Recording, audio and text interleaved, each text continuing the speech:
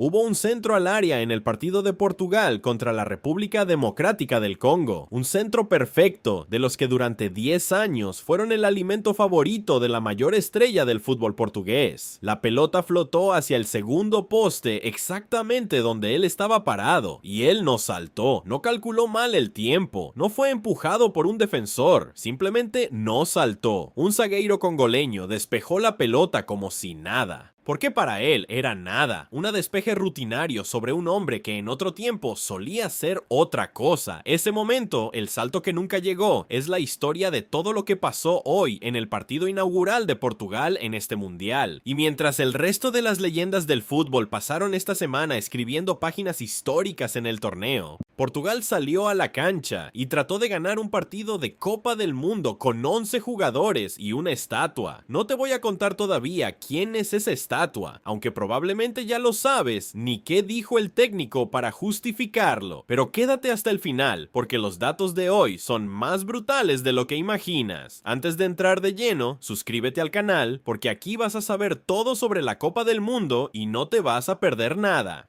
Vamos a seguir cada partido, cada jugador y cada noticia hasta el 19 de julio, así que dale al botón y activa la campanita para no quedarte fuera de la conversación. Antes de ir al fondo del análisis, hay dos noticias del día que conectan con todo lo que viene. La primera, los precios. El boleto para entrar al partido de Portugal contra Congo en el NRG Stadium de Houston llegó a estar cerca de $1000 al momento del pitazo inicial. $1000 para ver un partido de fase de grupos. Y los aficionados que pagaron esa cantidad fueron exactamente los que terminaron viendo a una de las estrellas más grandes de la historia caminar por el campo sin hacer prácticamente nada de 90 minutos. Ese es el modelo de precios de este mundial. $1000 por ver a un jugador que el mundo del fútbol ya está debatiendo si todavía debería ser titular. La segunda noticia. Los aficionados de las 4 selecciones bloqueadas por las restricciones migratorias siguen sin poder entrar a Estados Unidos, mientras la FIFA construyó un torneo donde se pagan $1000 por un asiento mediocre. Cientos de miles de torcedores de Irán, Senegal, Haití y Costa de Marfil están viviendo este mundial desde sus salas, porque no fueron autorizados a entrar al país sede. Esos dos temas siguen sobre la mesa cada día del torneo. Ahora sí, vamos a lo que pasó hoy en Houston. Portugal empató 1-1 con la República Democrática del Congo en el partido inaugural del Grupo K en el NRG Stadium, en la primera participación congoleña en una Copa del Mundo en 52 años, desde que el país se llamaba Zaire en 1974. João Neves abrió el marcador en el minuto 6 con un cabezazo después de un centro de Pedro Neto. Yoane Wissa, el delantero del Newcastle, igualó al final de la primera parte con otro cabezazo que entró en la historia como el primer gol congoleño en la historia de las Copas del Mundo. 1-1. Final. Y Cristiano Ronaldo, el hombre que llegó a este mundial con la posibilidad de convertirse en el primer jugador de la historia en anotar en 6 Copas del Mundo distintas. Terminó el partido sin un solo remate al arco. Los números son brutales. Portugal tuvo el 80% de la posesión en el primer tiempo y terminó con un solo remate al arco en todo el partido. Congo, con apenas un cuarto de la pelota, generó más remates al arco y mayor expectativa de gol que una de las selecciones consideradas favoritas del torneo. El hombre en el centro de la estrategia portuguesa, el supuesto definidor, la razón por la que se construyó todo el sistema, tuvo 25 toques de balón durante los 90 minutos, el menor número de cualquier jugador portugués que jugó el partido completo. 3 remates totales, 0 al arco. Fue la 6ª vez en su carrera mundialista que termina un partido sin un solo remate al arco. Y aquí está lo más doloroso. Ronaldo no jugó mal. Ronaldo no hizo absolutamente nada. No hubo un disparo errado de manera espectacular. No hubo un fallo gigante. No hubo una jugada para reels de redes sociales. Hubo simplemente una ausencia. Un jugador teóricamente presente que durante una hora completa contribuyó menos que un colaborador de utilería. Y cuando finalmente le llegaron 2 oportunidades claras, ambas centros desde la línea de fondo, las 2 las falló por afuera del poste cercano. ¿Eran goles cantados? No exactamente, pero el jugador que Ronaldo solía ser las metía con los ojos cerrados. Absolutamente sí. Ese jugador ya no existe. Y hay un contexto que hace que todo esto sea todavía más cruel. El día antes de que Ronaldo jugara, su gran rival le recordó al planeta cómo se supone que envejece una leyenda.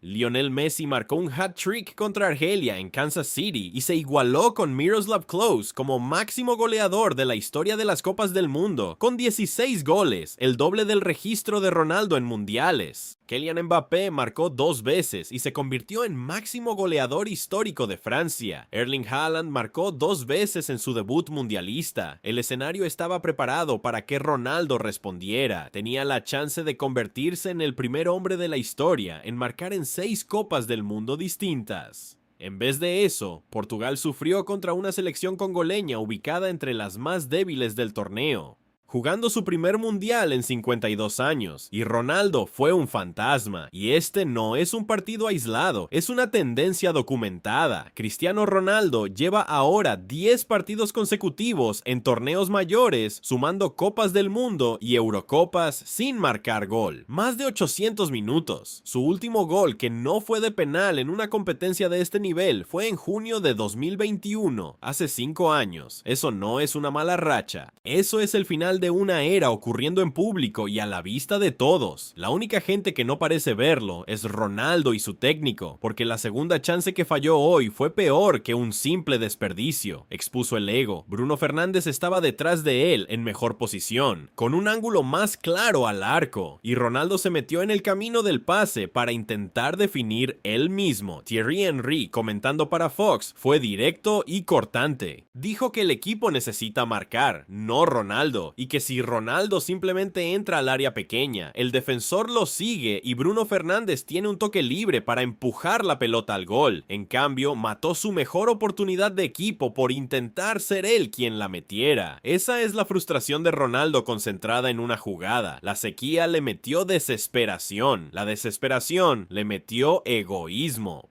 Y el egoísmo le costó a Portugal el resultado de hoy. Entonces la pregunta es, ¿por qué Cristiano sigue en la cancha en el minuto 90? Y aquí es donde el análisis tiene que dejar de echarle la culpa al jugador de 41 años y empezar a buscarla en el banco. Roberto Martínez, el técnico portugués, sí hizo cambios. Sacó a Bernardo Silva al descanso, sacó a Pedro Neto al minuto 70, y cuando finalmente metió a un delantero centro, Gonzalo Ramos, el jugador que salió del campo, no fue Cristiano, fue el mediocampista Vitinha. Leí eso de nuevo. Portugal necesitaba marcar, metió a un centrodelantero y sacó a un mediocampista para mantener en cancha a un centrodelantero que no había hecho un solo remate al arco. En la Eurocopa de 2024, Martínez sustituyó a Ronaldo en uno solo de 5 partidos. El patrón es innegable.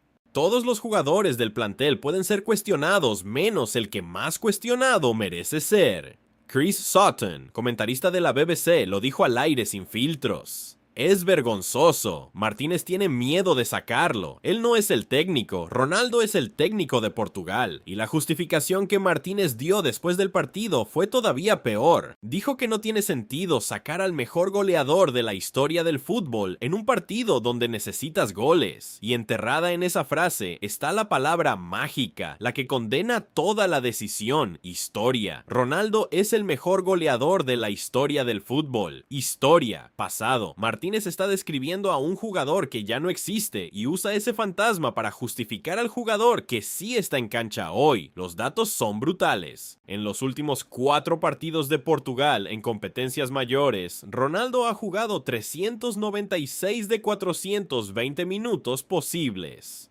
En esos partidos, Portugal marcó un total de 1 gol. Cuando él está en la cancha, Portugal promedia 1,9 goles por partido. Cuando no juega, ese promedio sube a 2,8. El equipo es medible, demostradamente mejor sin él. Es genuinamente difícil ver el partido contra Congo y no concluir que Portugal lo habría ganado si Cristiano simplemente no hubiera jugado. Y aquí viene la comparación que Portugal debería tener en mente, porque al final no se trata realmente de edad. Messi también es viejo, pero Messi se adaptó, bajó al medio, se convirtió en creador, usó el cerebro, el pase, la visión espacial y dejó que los jugadores más rápidos corrieran por él. Argentina construyó un equipo alrededor de una leyenda envejecida envejecida que aceptó un nuevo rol y funciona. Portugal construyó un equipo alrededor de una leyenda envejecida que se niega a aceptarlo. Ronaldo todavía quiere ser el número 9, el centro de todo, el hombre al que va dirigido cada centro, excepto que las piernas que sostenían ese rol ya no están. Cualquier cosa que Messi hizo este martes en Kansas City contra Argelia, Cristiano no podía hacerla mejor hoy en Houston. Lo único que podía hacer era pararse a esperar un servicio que ya no le sirve, porque ya no llega a destino. Y hay un detalle adicional que hace todo esto más extraño todavía. Cristiano técnicamente no debería haber jugado este partido. Recibió una tarjeta roja en un partido reciente contra Irlanda y debería haber estado suspendido para el partido inaugural del Mundial. Pero la sanción fue suspendida y caminó al campo de todas formas, con bastante gente apuntando a la obsesión de la FIFA y del país anfitrión por mantener las caras famosas en primer plano. Una calificación de jugador después del partido leyó simplemente: a Gianni Infantino no le sirvió la insistencia. Piénsalo, si la FIFA hubiera aplicado sus propias reglas, Portugal habría sido obligada a jugar sin él. Habrían tenido que encontrar otro centrodelantero, otra forma, otro sistema, y quizás habrían ganado. Hasta el favoritismo diseñado para proteger a Ronaldo terminó saboteando a su equipo. Y para ser justos con Cristiano, este canal no hace críticas baratas sin los datos. No es enteramente su culpa. Si te hubieran consentido durante una década, te hubieran elegido para cada partido. Te hubieran cantado en estadios llenos con carteles que decían "siempre serás mi ídolo". Probablemente también creerías que todavía lo tienes. Es difícil dejarlo ir, especialmente con los 1000 goles de carrera brillando en el horizonte y con tu viejo rival todavía haciendo lo que tú no puedes hacer. Y hay incluso una versión en la que Ronaldo podría ser útil como una opción de emergencia desde el banco. La manera en que se usa a un jugador veterano en momentos puntuales, o como un señuelo que se queda en posición adelantada para arrastrar defensores fuera de posición. Pero todos esos usos requieren una cosa: Ronaldo en el banco, no anclando la línea durante los 90 minutos. El problema nunca fue que Ronaldo esté en la convocatoria. El problema es que sea titular, que se quede todo el partido y que asfixie a un equipo que tiene plantel para ganar este mundial. Aquí es donde se encuentra Portugal hoy. Tienen una de las plantillas más profundas del torneo. Vitinha, João Neves, Bruno Fernández, Bernardo Silva. Velocidad por las bandas con Pedro Neto y Rafael Leão. Y por tercer torneo consecutivo están a riesgo de tirar todo a la basura. No porque no sean lo suficientemente buenos, sino porque hay un técnico que tiene demasiado miedo de tomar la decisión que todos los que ven el fútbol ya saben que se tiene que tomar. 11 jugadores y una estatua. Portugal está sacrificando otro mundial en el altar del ego de un solo hombre. La estatua ya no va a marcar. No puede.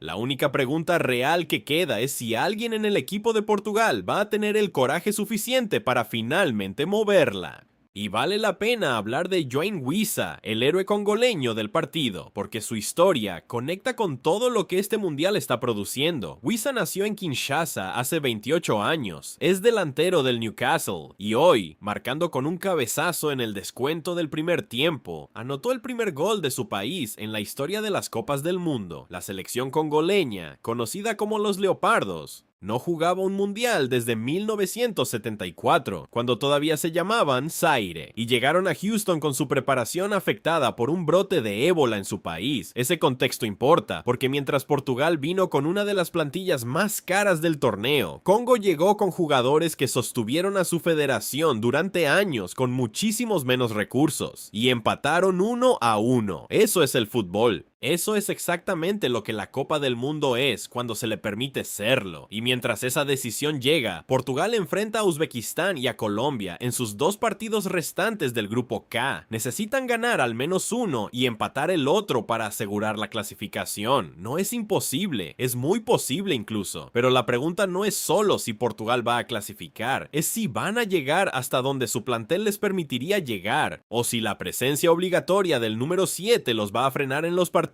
donde el rival no se quede a esperar. Y ahora las preguntas para los comentarios, porque este es exactamente el debate que merece este canal. La primera: ¿Crees que es momento de que Portugal banquee a Cristiano Ronaldo? ¿O todavía confías en él para producir un último milagro mundialista? La segunda, la comparación con Messi, que con 38 años se adaptó al cambio de rol y por eso sigue siendo determinante. ¿Te parece justa o injusta? ¿Es realmente comparable? ¿Y la de siempre? ¿Quién es para ti el favorito real para ganar esta Copa del Mundo? Déjame todo en los comentarios, los leo todos. Seguimos aquí hasta el 19 de julio.